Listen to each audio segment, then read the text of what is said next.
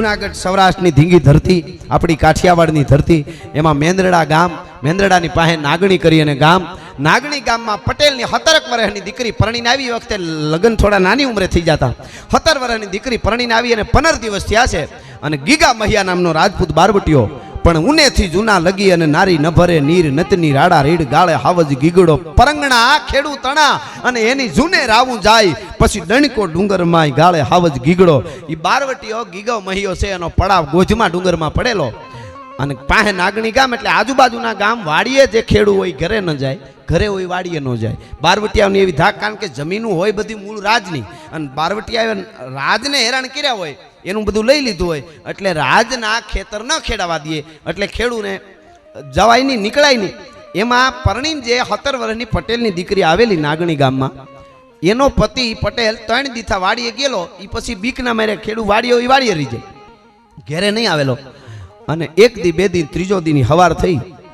દીકરી વિચાર કરે છે કે હું પરણીને આવી અને 3 દી થયા, 15 દી થયા, અને 3 દીથા મારો પતિ વાડીએ, હું અહીંયા રોટલા ખાઉં અને મારો પતિ ભૂખ્યો હોય, હું ખેડૂતની દીકરી, એ મને પાપ લાગે. હવારમાં વહેલી ઉઠી ભેહું દોઈ વાહિદા બાહિદા કરી સાહુબા બરાબર ફેરી પણીભા જેવા બાજરાના રોટલા ઘડ્યા, રીંગણાનું શાક કર્યું, પાપડ હેક્યા, અડદની દાળ અથાણા ભેળા કરી બધું ભાત બાંધી ઘાટી રેડિયા જેવી શાય દહીંની દોણકી ભરી અને બરાબર ભાત તૈયાર કરી, હુંડલો તૈયાર કરી અને સોળે શણગાર સજીને પટેલની દીકરી તે દી ઓહરીની પાળ ઉતરવા જાય તો હાહુની નજર પડી. એટલે સાસુમાની રાડ ફાટી ગઈ. અરે વાલા મુઈ ક્યાં જાશો મરી ગઈ વહુ? એ કે તમારા દીકરાનું ભાત લઈને વાડીએ જાઉં છું. હવા વર્ષ પહેલાં બનેલી ઘટના છે, સત્ય ઘટનાની વાત છે. હજી મને જે વાત મળી છે ત્યાં એક વડીલે એણે આ ગીગા મહિયાને જોયેલો ને એ વખતની આ વાત છે. અને એને કીધું ક્યાં જાશો? તો કે ભાત લઈને જાઉં. તમારો દીકરો 3 દીથા વાડીએથી ઘેરે નથી આવ્યો. અરે મરી ગઈ વાલા મુઈ ગાંડી, તને કઈ ખબર પડે છે કે નહીં? તારામાં મીઠું છે કે નહીં? મરી જાવું છે, પાછી વાર નકર મારી નાખું હમણાં. ખબર નથી પડતી? ઓલો ગીગો મહિયો બારવટીયો ગોધમાં ડુંગરમાં પીડ્યો હોય અને તારે ભાત લઈને જાવું છે, પાછી વળી જા. દીકરીએ વિચાર કર્યો, હાહુ ખીજાય મને, હાહુ આમો ઝઘડો કરવો ને જાવું, એના કરતા હું પાછી વળી જાઉં. એ પાછી વળી જાવ એવું હજી વિચારે છે ને તા હાહુ એક શબ્દ બોલી ગઈ. એવા વેણ ન કાઢીએ કોકના દિલમાં ઠેસ વાગે. બોલ બોલ અમોલ હે બિન તોલે મત બોલ, પહેલે ભીતર તોલ કે ફિર બાહિર તું બોલ. સાસુ શું બોલી ગઈ ખબર? ઓલો તારો બાપ ગીગો મહિયો લૂંટી લેશે, એ તારો બાપ ગીગો મહિયો લૂંટી લે. એ વાત સાંભળી, ભાતનો હુંડલો ઓહરીની પાળે મૂકી ઘરમાં જઈ ઓરડામાં પેટારો ખોલી અને પિયરના ઘરેણા બધા પહેર્યા હતા, એ પહેર્યા રાખ્યા. હાહરિયા તરફના ડબલ ઘરેણા પહેર્યા બાએ આખા શરીરમાં થયો. અને પછી આ ભાતનો હુંડો લઈને હાલતી થઈ ગઈ. હાહુ રાયડું નાખતી રહી, હે મરી ગઈ, હે વાલામું, હે અજડ કઢી, મારું હુડ કાઢી નાખ્યું, મારા ઘરમાં કાંઈ રહે નહીં, આને મારી નાખશે ને ઘરેણાય જાહે. હાહુ રાયડું નાખતી રહી મિત્રો. અને પટેલની 17 વર્ષની દીકરી માથે ભાતનો હુંડલો લઈને જેથી એ નાગણી ગામના પાદરમાંથી આમ હાલતી થઈ. કોક દી વિચાર કરજો, નળ પૂરી થઈ, સાડીકાની નજર પડી.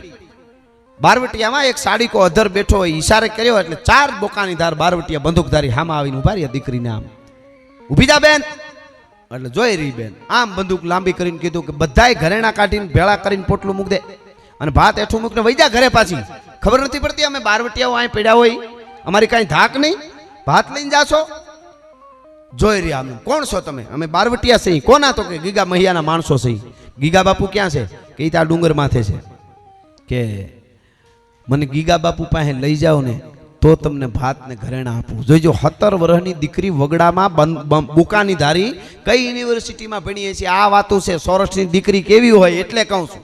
અટાણે રહોડામાં ગરોળી ગરી જાય કે મમ્મી ગરોળી, તા મમ્મી પાછી કે અરે આ તો મગર જેવડી છે, કોકને બોલાવવું જોશે. મગરની અણહાર આવે છે કે, પણ અણહાર આવે થોડો મગર થઈ જાય છે કાંઈ. ઈ પાછા માયક ઉપર આવીને બીજે દી ભાષણ કરે, હમ ભારત કા ઉદ્ધાર કરને વાલા પેદા કરેંગે. ઘરનો ઉદ્ધાર કરી તો ભારતનો ઉદ્ધાર છે, એમ ન થાય. ભલિયું વીણના ભલા કોઈ દી નાગડા નર નો નીપજે. પણ 17 વર્ષની દીકરી ખુખાર બારવટિયા જંગલમાં એકલા અને ઉભી રહીને કીધું કે મને ગીગા બાપુ પાસે લઈ જાવ તો જ ભાત આપીશ. એટલે ઓલા કે તને ખબર પડે? તું શરત રાખે છે મારી યાર? તું ઓળખે અમને બારવટિયાઓને? અમે વેપારી શીખ, તું કેમ કરી? આગળ એક ઘોડો બંદૂકનો દબાવ્યો એટલે તારું મૃત્યુ છે. મૂકી દે ભાત ને ઘરેણા હેઠા, ભઈજા. બહુ જ્યારે મારવાનું કરવા માંડ્યા ને મારી નાખશું ત્યારે 17 વર્ષની તેથી પટેલની દીકરી સોરઠની કાઠિયાવાડની ધરતીમાં એટલું બોલી હતી તો સાંભળી લ્યો, કયું ના મારી નાખું કરો છો ને, તો હવે મારો બંદૂક તમે જે બારવટિયા હો તો હું એક કાઠિયાવાડના પટેલની દીકરી મારી નાખો પણ ભાત કે ઘરેણા નહીં આપું, જાઓ તમારાથી થાય કરી લ્યો, આવું બોલી. અને એ વખતે બારવટિયા સ્તબ્ધ થઈ ગયા કે શું આ દીકરીને કેવું, હવે શું આને કેવું. હામી આંખથી વાત કરી લીધી એને કે હાલો નહીં આને મારી નાખશું તો એ કાંઈ રહેવાની નથી, આ કાંઈ દેવાની નથી. એટલે કીધું કે હાલો ગીગા બાપુ પાસે લઈ જાય. એટલે એક બોલ્યો કે તારે ગીગા બાપુ પાસે જાવું, ગીગા બાપુને જોવા છે ને ગીગા મહિયાને, તો કે હા, તો કે હા ત્યાં ગયા ભેગી તને મારી નાખશે, તો ભલે મારી નાખે, મને ત્યાં લઈ જાઓ. અને મિત્રો આજ પણ ગોધમો ડુંગર નહીં જાડવા જોવો તમને ખબર પડે કેવું જંગલ છે, ગાત્રણમાનું મંદિર છે ત્યાં.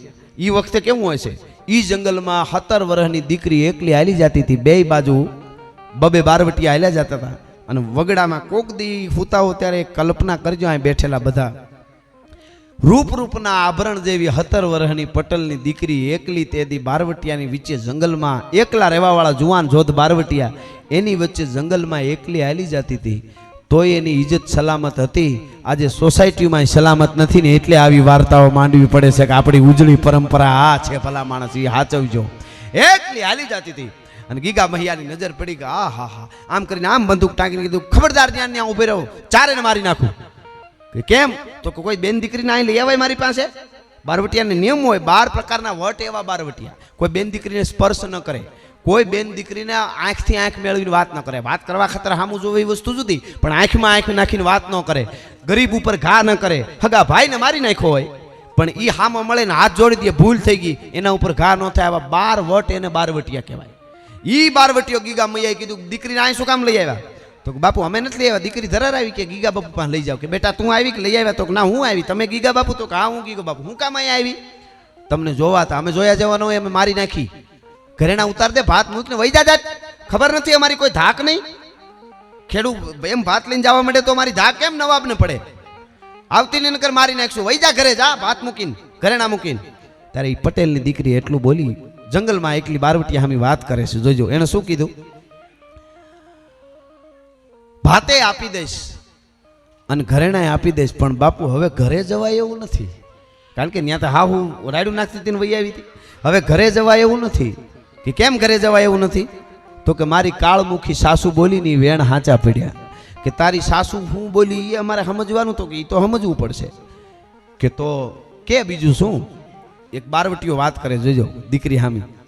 એટલે એને કીધું કે હું તમારી ધાક 3 દી થા, હું પરણીને આવીને એને બાપુ 15 દી થયા, એ પટેલ મારો પતિ વાડીએ 3 દી થશે અને ભૂખ્યો છે, એનું ભાત લઈને જવા નીકળી, મારી હાહુ ખીજાણી, મને એમ થયું પાછી વળી જાઉં, પણ પાછી વળી જાવ એટલું વિચાર્યું ને તા મારી હાહુ શબ્દ બોલી ગઈ, તારો બાપ ગીગો મૈયો લૂંટી લે.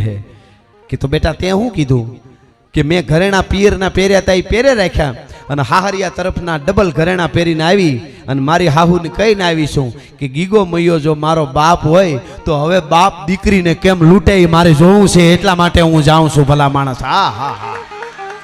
પણ મિત્રો તલવારના ઝાટકેથી ઊભા ચીરી નાખો તો આંખમાં આંસુ ન આવે. એ ખુખાર બારવટિયાના હાથમાંથી બંદૂક પડી ગઈ હતી તેથી જુનાગઢની ધરતીમાં, મેંદરડાના ગોદમાં ડુંગરમાં ખુખાર બારવટિયાના હાથમાંથી બંદૂક પડી ગઈ. આહુડા આવી મૂછે અટકી ગયા. બેટા તે મને બાપ કીધો, તને મારાય નહીં પણ તારા જેવી દીકરીઓ મારી હિન્દુસ્તાન ને હોરઠ ને કાઠિયાવાડની ધરતીમાં છે ત્યાં સુધી અમારી સંસ્કૃતિનો વાળ વાંકો નહીં થાય. તને નમન કરું છું મારો બાપ, તને ન લૂંટાયો.